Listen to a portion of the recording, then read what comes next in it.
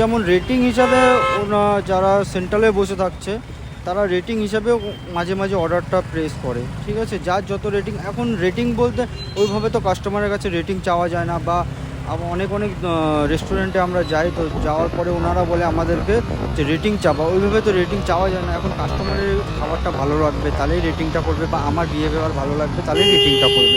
Otherwise আমি আপনাকে যাই বলবো যে রেটিংটা করুন, আমার বিহেভিয়ার খুবই খারাপ, পার্সেল নিয়ে যাচ্ছি উল্টাপাল্টা হয়ে যাচ্ছে, তো আমার রেটিং পাওয়া যাবে না। না, এটা আমাদের রাইডার অ্যাক্সিডেন্ট হয়েছে, তো কিছু কিছু রাইডার জানতোই না, ওর মানে নামই জানে না। সঙ্গে হয়েছে, আমার নিজেরই অ্যাক্সিডেন্ট হয়েছে। আপনার জিনিসটা মানে আমি বৃষ্টি পড়ছিল, তো আমি কি করেছিলাম, একটু ডান দিকে পেয়ে দিয়েছি, পিছন দিয়ে একটা তীব্র খুব জোর গাড়ি আসছিল, তো আমাকে মেরে দিয়ে চলে গেছিল। তবে কোম্পানি দেখাচ্ছে ক্লেম ইন্স্যুরেন্স সব আছে, কিন্তু কিছুই পাওয়া যায় না।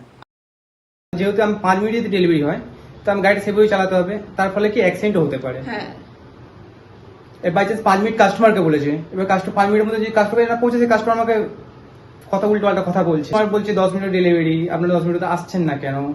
সেই ক্ষেত্রে আমি অর্ডার নেবো না, আপনি চলে যান। বাজে বিহেভিয়ার এরকম করে, কোন সময় ঠিক নয়। তো এদের ক্ষেত্রে হয় না, সুযোগের ক্ষেত্রে হয়।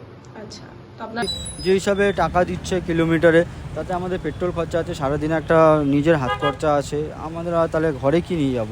এখন 10 ঘন্টা 12 ঘন্টা কাজ করে যা কাজ করতেছি তার থেকে অর্ধেক টাকা তেলই চলে যাচ্ছে আমাদের, তারপরে সারাদিন বাড়িতে না গিয়ে খাওয়া দাওয়া আছে, তবে নিজের একটা পার্সোনাল হাত খরচা আছে। তো একটু কিলোমিটারটা বাড়ালে সব রাইডারই একটু ভালো হবে, একটা ভালো অ্যামাউন্টে কাজ করে যেতে পারবে। কারণ কি